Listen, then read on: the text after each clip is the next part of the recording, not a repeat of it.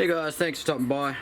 I'm just about to head away camping in a few days, going away for about a week, and I need to finish wiring up the dcdc charger that's in the van over the back. There's an install and review video of that. That's a super cheap jobby there. At this point, the only Anderson plug that I've got at the back is that one there, and basically that's a supply from the auxiliary battery that you see there in the back of the car. This auxiliary battery is being charged by our projector dcdc charger there. I think it's DC25, I think they're called. You can see it's a 25 amp DC-DC charger. That takes a solar input as well from the two solar panels that we've got on top. 240 watts up on top of the Pajero. So the 240 that's on top of the car here is sufficient to run the fridge in the back of the car and just a few lights in the van. We are pretty much going to stay hooked up for this entire trip, I think. I don't think I'm going to need to disconnect the van. Once I put the booze bash plate rear guard back on, it actually comes up to about here and comes sort of down around here.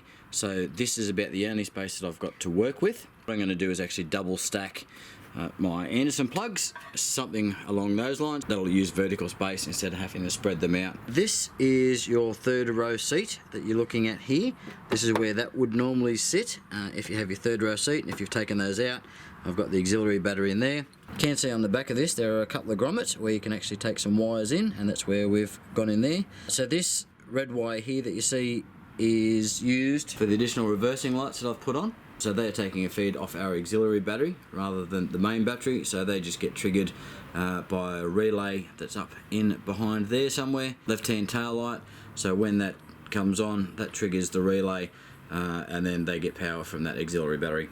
I'm not sure whether I'm getting this heavy gauge wire in through there, but we're going to try, because that would keep everything going in the same spot. Alternatively, there is another one over there. You can see the black spot there, that's another one. In the back of our Anderson plug, you can see it up here. I actually just grabbed a piece of wood and we're going to sort that out today. That was just a sort of a temporary solution. There's our Anderson plug there, and there was just some screws. As you can see, this is just the bumper. It's very flexible, so I really needed to put something solid up the back here to screw into, because I wasn't happy with this. Just off to the left on the passenger side, I've removed this section here, which is where the third row passenger seat would hinge in, and we've located our feed wire coming from the alternator. We're just going to put in one of these little junction boxes or a distribution block. So that's going to take that feed from this end, and that's going to distribute it out to the two. So this one will still go to our projector just here, and then the other one will go into the other side, and then we'll have a feed direct from the alternator to both of our DC-DC chargers.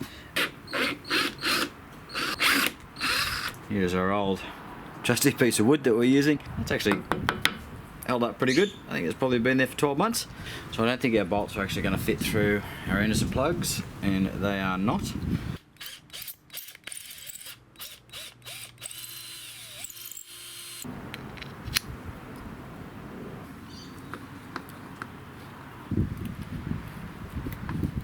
Now for an earth, I think we're going to use our bash plate.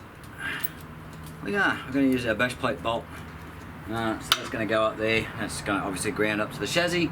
So that's good. We can run that up out of the way of everything. Right, so that's the ground sorted out. We've routed that over. This is the mounting bracket for the booze rear bash plate. So that's a nice good ground there, I believe. We're just going to tighten this wire up, pull it inside.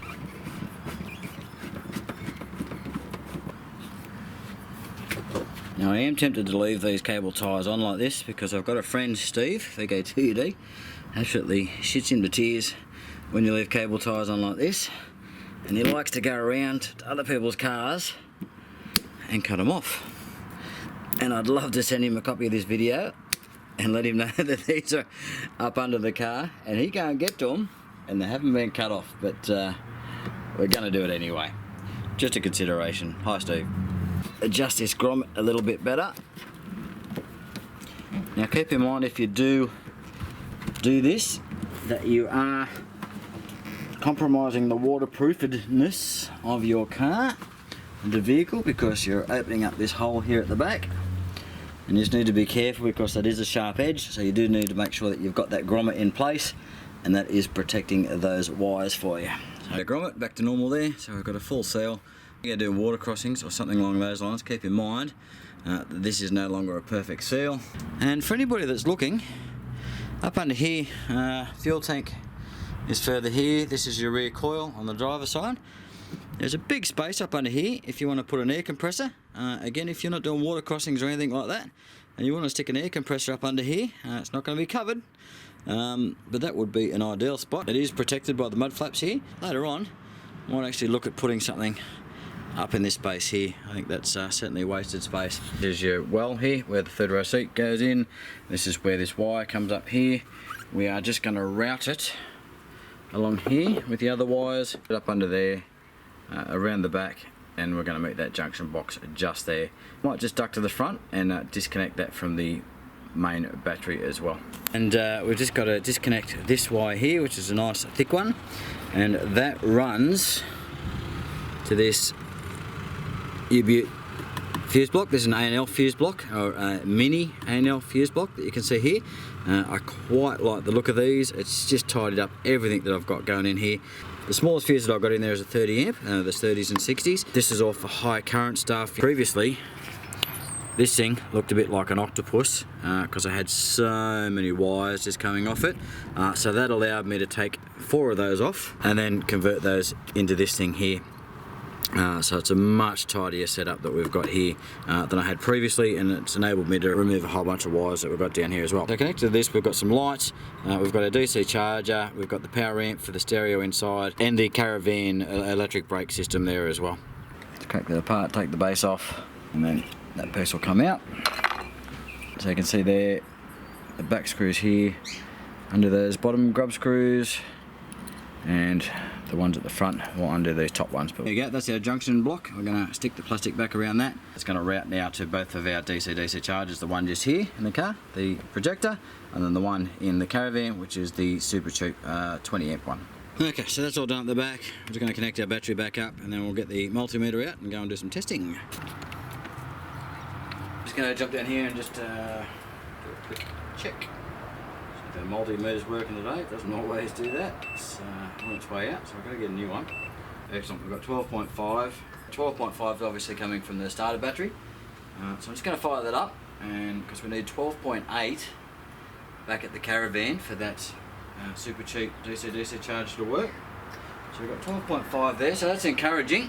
While I'm here, I'm just going to run to the front because we've got 12.5 at that Anderson plug there at the back. The ground is going to get a little bit better, so that might improve things once we tighten that up ever so slightly. I'm going to go and test the starter battery and just see what sort of voltage we've got there, so that'll give me an idea of the voltage drop that I've got coming front to back through that connection.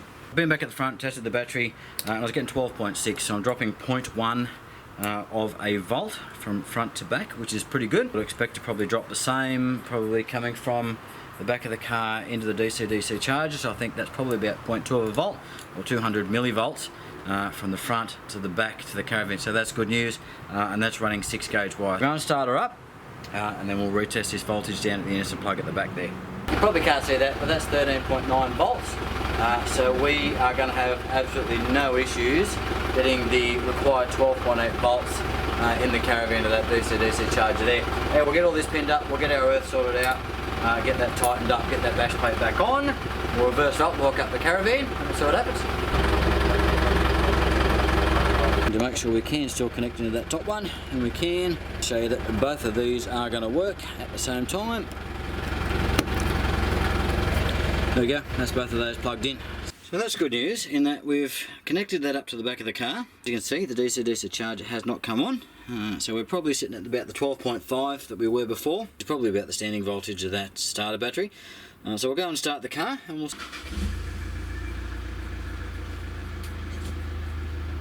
So we've started the car. Straight away we've seen that come on.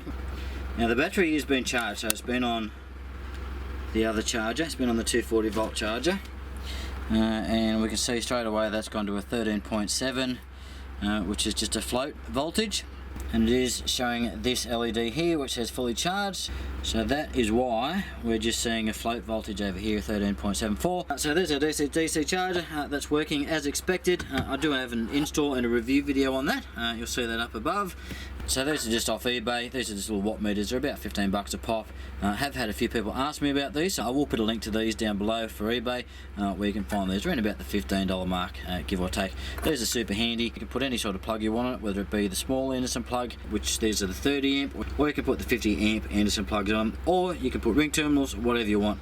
We've got the solar panel, but I'm going to be doing a lot of travelling. I'm going to be doing 300 k's a day. Between my destinations is about 300 k's. We're going to only do about 1200 over the four or 5 days that I'm travelling, so this will mean that I'll be arriving at my destinations, because I'm planning to free camp everywhere I can, which means I'll be arriving with a topped up battery, and I'm only going to be running the lights, charging off a few things, probably run the laptop there as well. That's it. We'll catch ya on the next one. Cheers guys, bye.